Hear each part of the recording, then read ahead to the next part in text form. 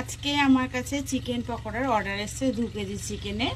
তো চিকেনটা তারাই দিয়েছে, আর আমি মশলা টশলা সব কিছু, তেল খরচা টরচা সব আমার। পুরোটা চিকেনটা জাস্ট কিনে দিয়েছে, ধুয়ে টুয়ে রেডি করে ম্যারিনেট করে আমি দুপুরবেলায় রেখে দিয়েছিলাম। আর এখন সেটা আমি ভাজছি এই যে এখানে।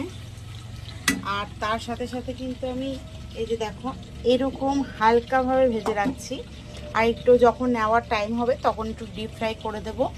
আর এতটা আমার মানে হালকা ফ্রাইটাই বেশি দেবো, কারণ তারা তো গরম গরমই খাবে, তাই বলেছি হালকা ফ্রাই করে দেবো। তোমরা একটু ডিপ ফ্রাই করে নিও, কিছুটা ডিপ ফ্রাই করে দেবো যেন গিয়ে খেতে পারে, আর কিছুটা তারা ফ্রাই করে নেবে। তো এখন আমি করছি, এখন বাজে হচ্ছে হয়তো 4:45, তারা নেবে ঠিক 5:30। তা এতটা চিকেন, তার জন্যই ভাবলাম হালকাভাবে ভেজে রাখি, যখন নেওয়ার টাইম হবে গরম গরম আরেকবার ডিপ করে দেবো। পুজোর সময় তো তোমরা জানো চিকেন পকোড়া রেখেছি, আর কারো যদি এরকমভাবে অর্ডার দেওয়ার ইচ্ছা হয় দিতে পারো, বেশ ভালো লাগে খেতে। আমার হাতে একবার অন্তত পক্ষে চিকেন পকোড়াটা খেয়ে দেখতেই পারো তোমরা।